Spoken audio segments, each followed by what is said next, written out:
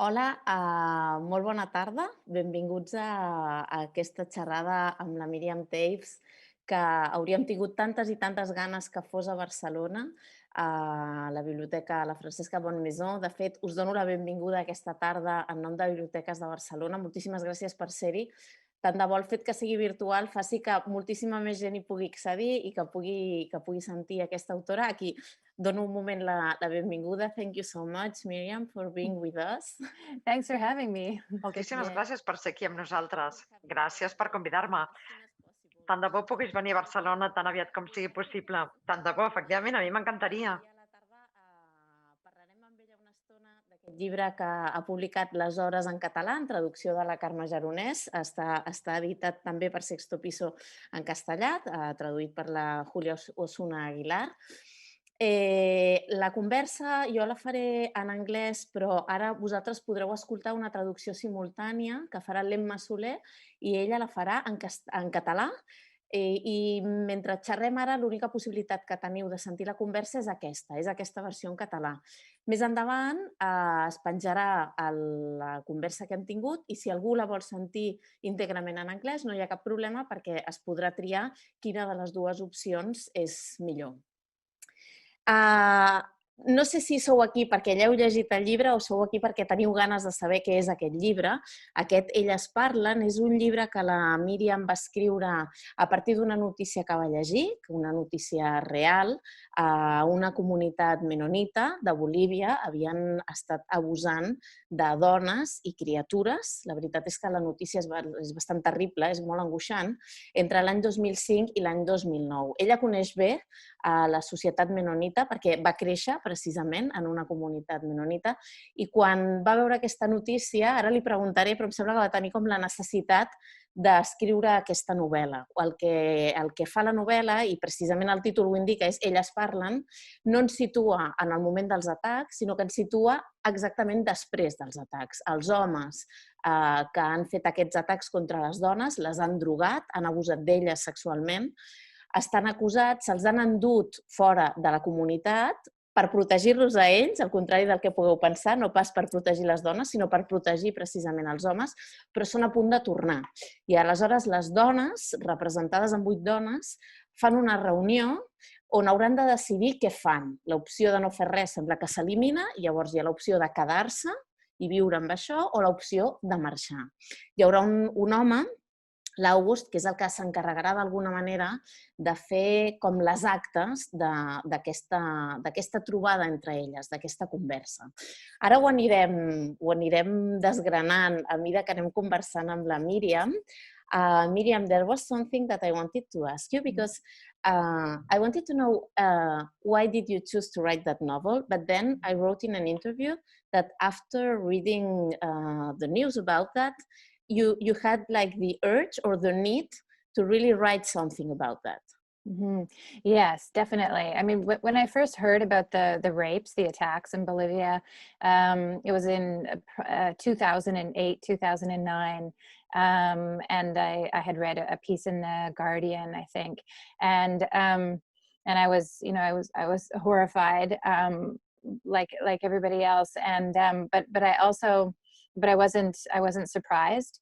And I knew, and I had so many questions, sort of, just similar to the questions that I've always had about, my community and that specific community of Mennonites. And so I knew that I wanted to write about it in some way. I didn't know how I wanted to write about it, whether it would be fiction or nonfiction or, or exactly how. But then what happened, before I could really start writing about it, my older sister died, and so that was a terrible time, and after that, I really wanted to write about my sister. So I put this book about women talking kind of on the back burner for a while until I had finished the other book. And then got back to this one. Which was the other book? The other book was called All My Puny Sorrows. Oh, so this is the in one that English. has been translated in Catalan also? Yes, It's a that's right. wonderful book. Thank Yeah. you. Yeah. Thank you. So yeah, and so with these women, and there's kind of a Mennonite grapevine, basically throughout the world, but especially South America and North America, Mm-hmm. and so we were hearing stories from secondhand stories, and even stories from some of the people who had managed to get out of the colony. So yeah, and as far as we know, these attacks are still happening, even though the original perpetrators, the original men charged with the crimes, have been put into prison. Mm-hmm. The men, I didn't say that, but the men charged with that are sometimes the father of the girl or the brother of the girl, or I mean, those are men that they know directly. Absolutely, and they're all connected. They're all related. These colonies. I mean, yeah, everybody is related, and so they were being, the women and the girls were being raped by, like you say, by brothers, fathers, cousins, and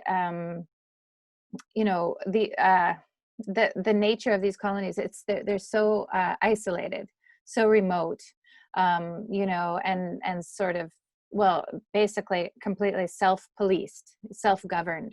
So there's no recourse, for the women. There's nowhere for them to go to complain, to talk to anybody about it, to be believed. They weren't believed. So yeah, so it's a really horrific situation and not only the girls and the women, but for the people in these colonies.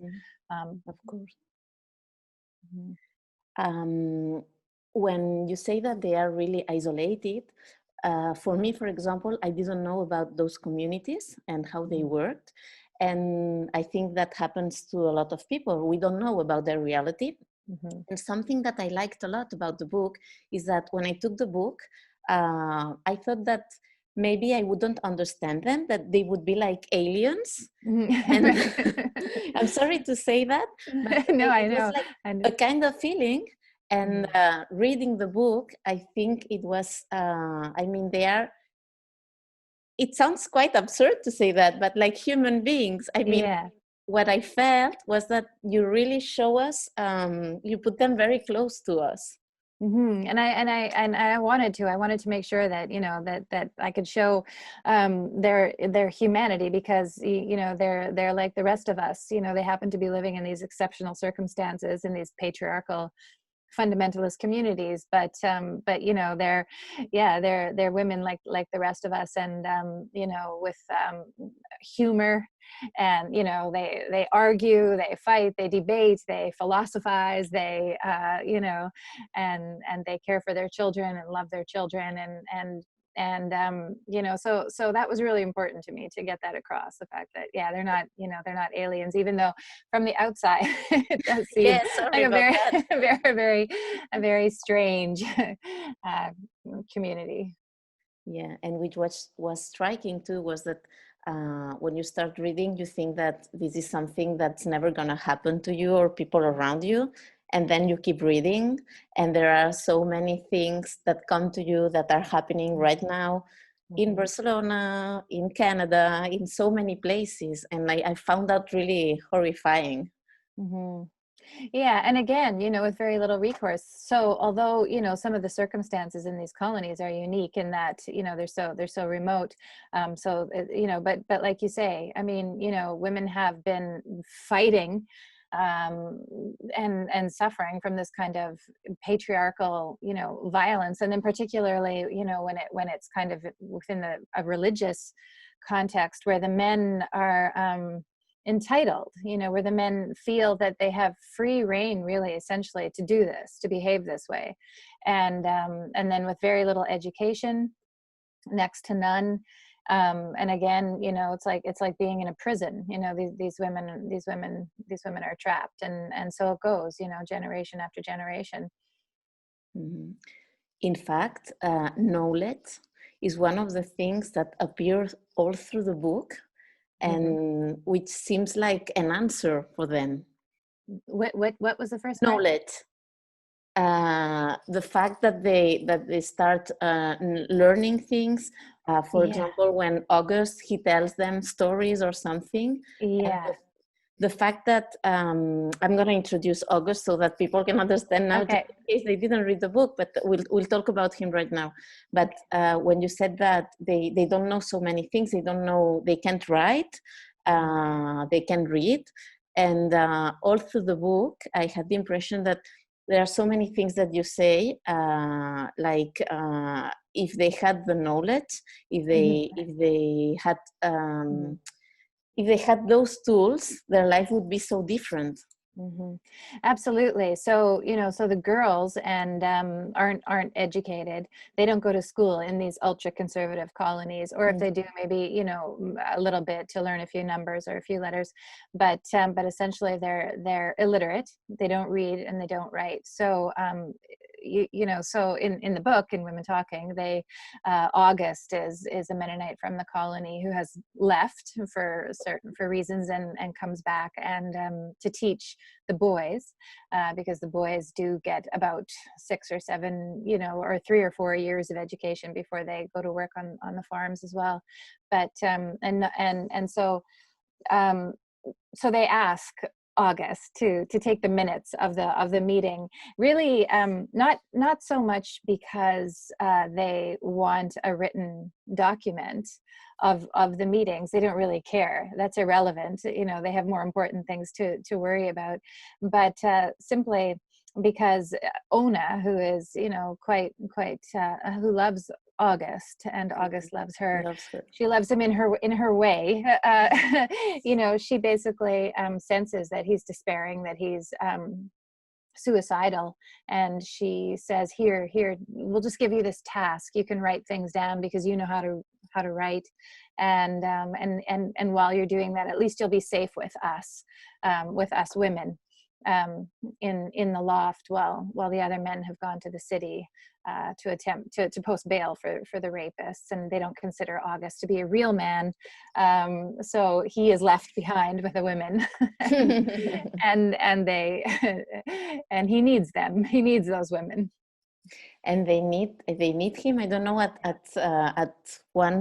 which point you decided that August had to be there, because the book is women talking, and he's there to listen to them and to write down what they're saying.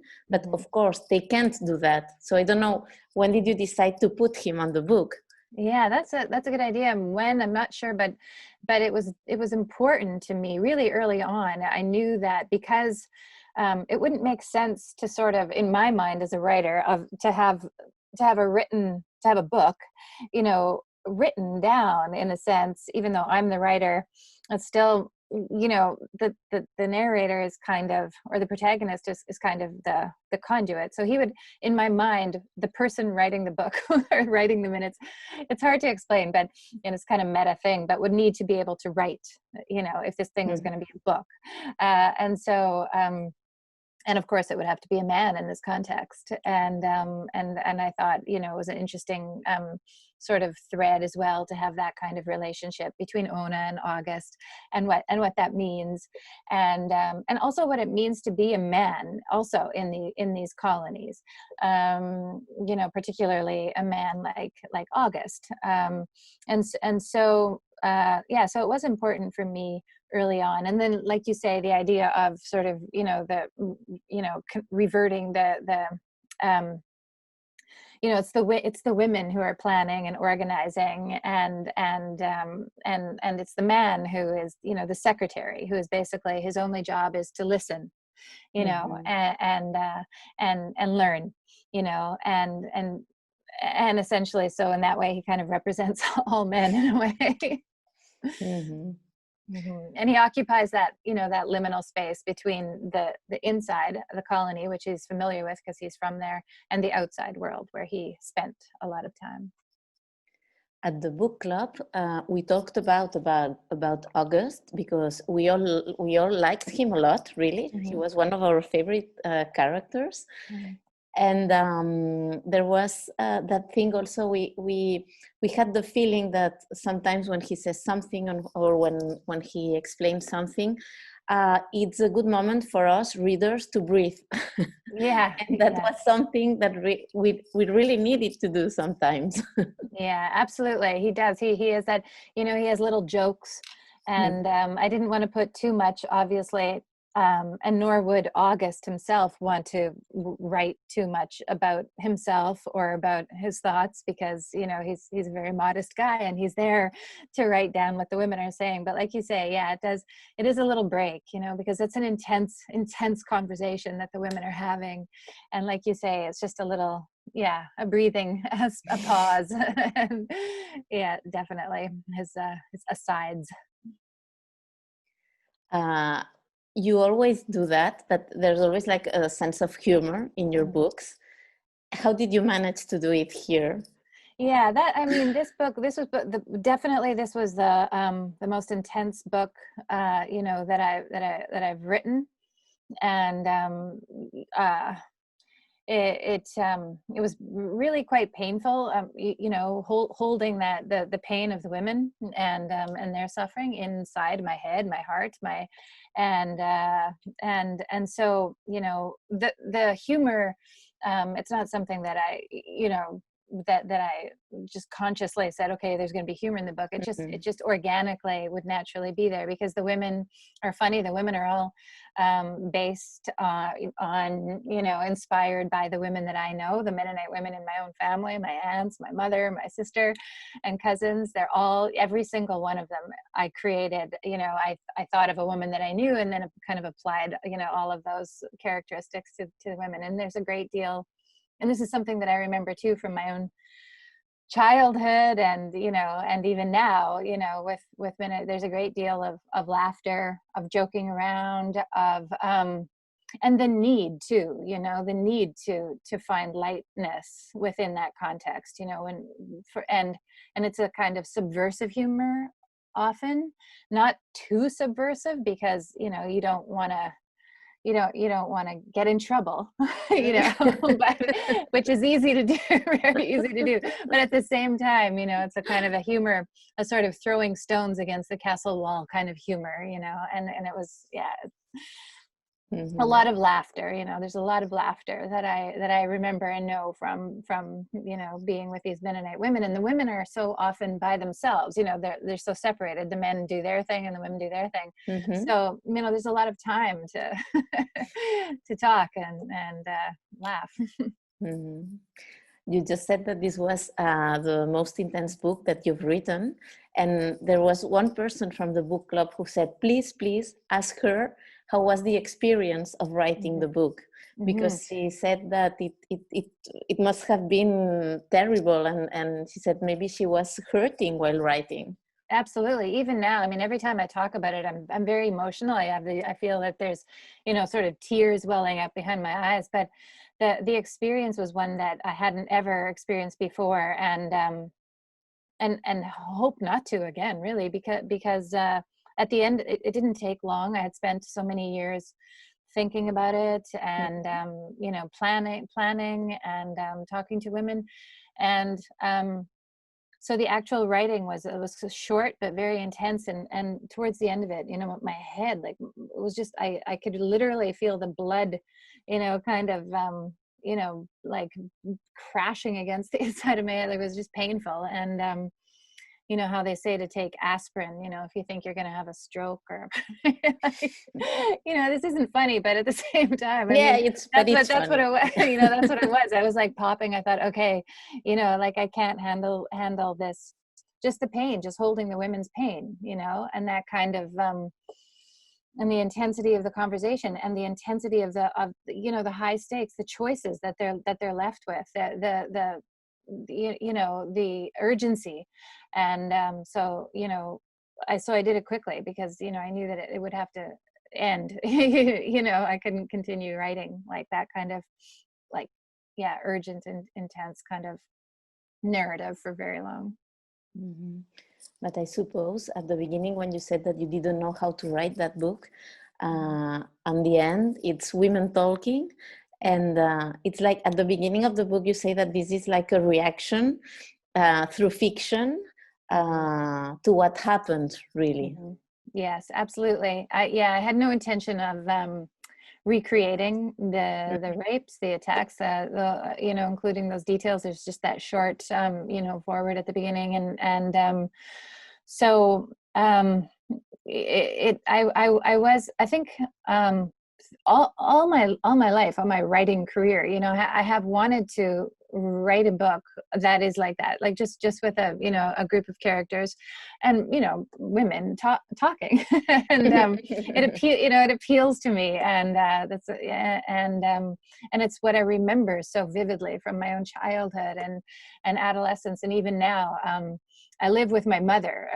My mother lives on the main floor of our house, and my partner and I are on the second floor, and so a lot of her Mennonite friends will come over all of the time. Now, of course, not because of COVID, but they're on the phone, and just that constant background of women talking. And I wanted to recreate that, but I didn't want to recreate the crimes. And I wanted it to be a philosophical debate, and I knew that I wanted to have those three, the three things that they were, that sort of their mandate in a sense, that they wanted to protect their children and keep their faith and think, have agency. And so with those three things in mind, those were the things that formed the conversation, more or less. One of the things that another reader said and asked me to tell you is that you say so many things in not so many pages. Mm-hmm. And there were so many questions asked, and there is something that we all said at the book club, that we really, when you read the book, you are asking yourself also a lot of things all the time. Mm-hmm. Mm-hmm. Yeah, and I think I felt exactly the same way, while I was writing it. I mean, there are so many things, and I guess I feel too that that is maybe the job, or the responsibility of a novelist, especially, to just to ask questions. Mm-hmm. There are never easy answers, and every reader, will come up with his or her own answer, but to present the problems and to just raise the questions, I think, is the thing that I was definitely interested in doing, with the book, so that it would hopefully generate, discussion afterwards, after having read it. There was especially a point on faith. You just told me it was one of the things that's so important for them, and that appears a lot in the book. And there's that thing. It's really they're really philosophers. They're talking about God, and they want to obey God. But which God is that? A God that allows men to hurt them? This is something that at the beginning you think you have the answer, but you don't have it. And it's very interesting because you have their background. So it's not an easy debate, even between them. Mm-hmm. Absolutely. They're essentially rewriting, their own religion. They're creating their own religion. And like they say, when based on love and equality and mutual, respect, but also, and again, this was important to me to show that their faith is strong, and in spite of everything. And even though I myself am not. I'm not a member of the church anymore. I was excommunicated, and though I was baptized into the church, I'm not a member anymore. And I don't share the same, religious kind of belief that a lot of the women do. I don't anymore. I still wanted that to be an important element, obviously, within their discussion, within the context of their discussion, and what their choices would be. And I mean, they are rewriting their religion, and of course with great trepidation in a sense. I mean, it is a kind of revolutionary, radical act for them to do this, and for them to give themselves permission to do this, and then to come to that understanding that they are faithful, to the tenets of the Mennonite faith, that they are the servants of God, in a sense. That would be the language that they would use, and that they're doing the right thing, and the whole idea of forgiveness as well. They talk about that a lot. Mm-hmm. How can they possibly forgive these men? Should they? Is that up to them, or is it up to God, or so yeah, you're right. I mean, they do, there's a lot of philosophy and new thinking, new thinking around this idea, and also terrifying, I think, for the women as well, in a sense, because it's all so new. I mean, and they don't know anything about the world, the outside world. They don't know, what would be waiting for them out there, if it would be worse than what they're experiencing in the colony itself. They don't know, if this is so to take these, with these high stakes, and to take these risks and these chances, and just to sort of forge that new faith. Mm-hmm. in their brand new ideology. It's a new thing. They talk a lot about forgiveness, but before that, there is something also that appears, and which I think is within religion, which is guilt. At the beginning, they are guilty for what happened. Mm-hmm. Absolutely, and they've been made to feel guilty, of course, by the elders, and by the church, hierarchy, responsible for their own, for the rapes themselves, as so many women all over the world are and continue to be, made to feel, guilty. They're the guilty ones, and so. And just guilt. I mean, in these communities, in these ultra conservative communities, as probably throughout the rest of the world, I mean, guilt is just like it just permeates, the female psyche.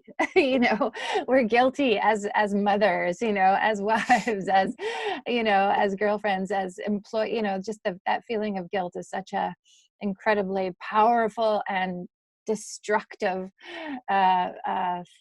feeling, and these women are not immune to that, and so that is another thing that they have to look at, and they have to overcome and understand. There's so much understanding that they have to do, and they only have each other to bounce ideas off of. Mm-hmm. And to like, they don't have books to read, and they can't read, and they don't have classes to attend, and so they're really dependent on each other, and that tight sort of necessary community that they have amongst themselves. And they're so different between them. But one of the beautiful things I found in the book is that kind of sisterhood between them. I mean, they only have each other, and they rely on that, really. Yeah, they do. And I think that these women, and again, like the women, in my family, and the women that I've known, the Mennonites, there is that ability. It's almost like a skill. It's almost like a skill set, in a way, that they've learned because they live, so closely together in these, cooperative communal places where they're always working together. They're always together. So they've sort of learned how to get along, in a sense, and how to argue, and how to express themselves, even hard emotions like anger, and sarcasm, and hatred, like whatever it is, and then they can come back from that, and they understand that they still ultimately, at the end of the day, need each other. And it is a community. And so I think that that's a skill set that these women in particular do have, because they have to have figured out how to get along, even with differences. and they have to in some way to rebuild their faith and also who they are. There is a lot also about on identity at the beginning when they are compared to animals, and themselves they themselves they ask if they are animals, if they should be treated as animals. And then there's also this character Nettie, which is which she rejects the fact even of being a woman. Yeah, exactly. She Nettie, Nettie Melvin, is a character who, I mean, the life that she's experienced as a woman in this community is so horrific that she has decided, and you could say this is maybe a type of mental illness or a type of psychological, disorder, but in fact it's survival. It's a survival mode that Nettie has adopted, and so she has stopped being Nettie, because it's too hard to be Nettie in this community, to be this woman in this community. And so and she only speaks to children, because it seems like every adult, and particularly the men, of course, have betrayed her, and the fact that she's not listened to anyway, she's not believed anyway. There's no point in speaking to anybody else, and so yeah, and there's even and the other women in the loft, they respect her for this. They don't dismiss her as, oh, crazy Nettie or anything like that. This is a choice that she's made, and this is how she's going to survive. And that's what they're in the process of doing, is figuring out how they're going to do that. Not just physically, not just to physically how to survive and prevent these attacks from happening, but spiritually and mentally, and their children too. Did you feel while writing the book that some of the things that you were written were like too terrible to be true?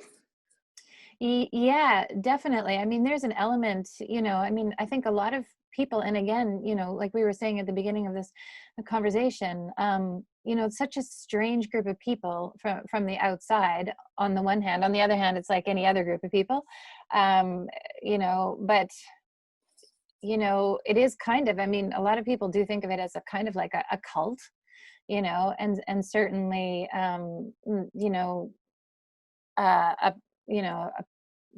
it's, I think that there's that danger of when you start to write about such horrific things that people will say, oh no, that can't have happened. Now you're exaggerating. It's not like that. And in fact, of course it is like that, and worse.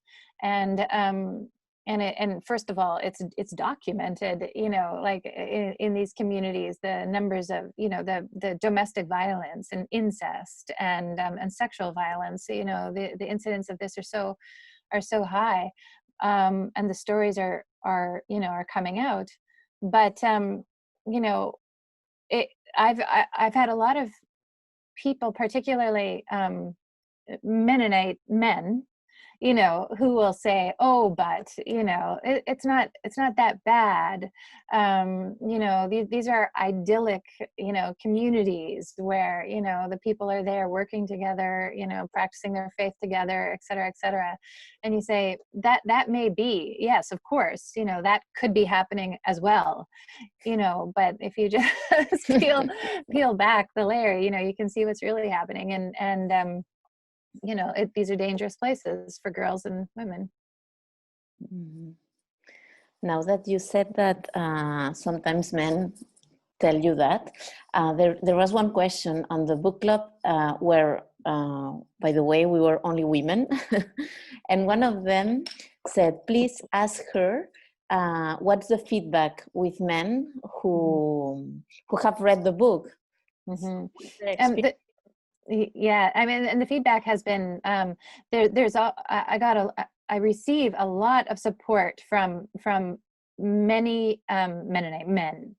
I do, and even surprisingly sometimes from very religious Mennonite men who are in fact, pastors in churches, and they can see, yes, these are communities, and this is it's difficult to read this kind of stuff and to know that it's happening, and we want to stop it from happening, and we have to talk about it. we have to look at it.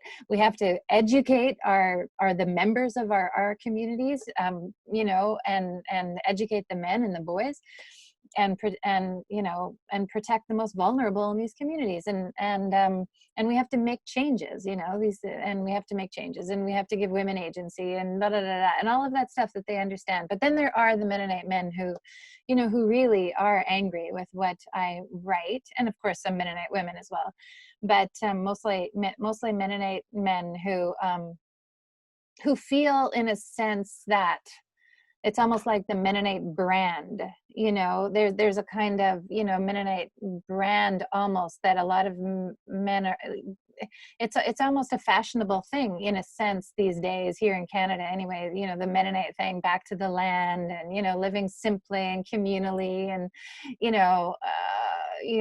all of that with the environment, hand in hand with nature, and opting out of, the kind of worldly, excess and technology and all of that stuff. And so when I write, and others, when we write critically about our own community, and say, look, this is the stuff that's going on, they feel that their brand, in a sense, has been like, undermined, and they're very angry, and and I'm accused of lying, and why would I want to bring out the dirty laundry of my community? Why don't I focus on on all the beautiful things that are going on within the community? And so yeah, there's a lot of anger too, and hatred for me, people who would prefer that I would be quiet, and just stop writing what I'm writing. Yeah. But you won't. I won't. It's too late now. I don't know what else I would do. And the thing is, I'm used to this. I mean, I grew up in this kind of, conservative Mennonite community, and my parents protected me from the harsher elements to a certain degree, and always encouraged me to speak out. But I'm used to being disapproved of, and sort of disliked from a certain, from the elders, from the male, from the, the powers that be. So it's nothing new. Can I ask you about your mother? Yeah, definitely. Sorry, no, because you say that you left the community when you were 18, mm-hmm. and don't know if she stayed, but now she's living with you, and I don't know what does she think about the book, about you writing about that.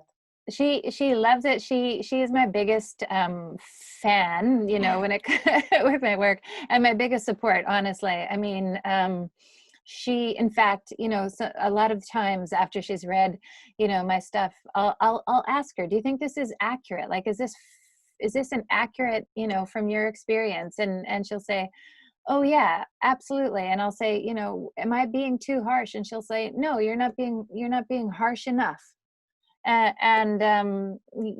She is a traditional Mennonite woman in some ways, and certainly not in others. But yeah, she stayed in the community. I left when I was 18. My sister had left before me, and so we were the first generation in our family who had left the community, and that was quite terrifying.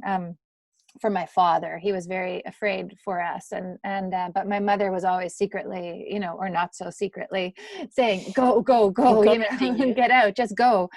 And she had always wanted to leave too, but she stayed because my father wanted to stay. And so she lived in the community until she was 62 years old, and that's when my father died. And so then my mother moved to Winnipeg, to the city about 40 miles away from the community where my sister and I were living at the time. where I am right now, but and stayed with us, and then I moved to Toronto, and then in 2010, so 10 years ago, my sister died. Also, my sister also took her own life, and at that point, then my mother said, she phoned me up, and we said, okay, what are we going to do now? Like, we knew that we had to be together and live together, and wanted to. And so sort of, circle the wagons. And so then she moved to Toronto. So she moved to live with me. I bought a house, and she lives on the main floor, and I live on the second floor with my partner, Eric. And now we're actually in the process of, we're going to build a little laneway house. And so my other daughter and her partner and son are going to move into the second floor, and my mom's going to stay where she is, and my partner and I are going to move to, so we're all there's going to be 4 generations living in this small little area in downtown Toronto. And it's kind of a dream come true for me. I'd like to have my whole family with me all the time. They have other ideas, of course, but yeah, it's so no, and it's been good. So with my mother living there, I mean, like I say, she's, such a resilient, like rock, and a joy to be with, and a supporter of my work. And her church is a very progressive, liberal Mennonite church in the city of Toronto, and she's very much supported, by them, and they're, but the house is always full of her, except in COVID time, but with her Mennonite friends, and playing the piano and singing hymns, and joining hands and praying. And I listen to it. Every once in a while I'll join in, but I can hear it all from upstairs. And yeah, I love it. It's kind of like having the best of my old world of that community, because there are good things, and the world, the the broader world at large. That sounds like a novel too. Yeah, maybe. Maybe.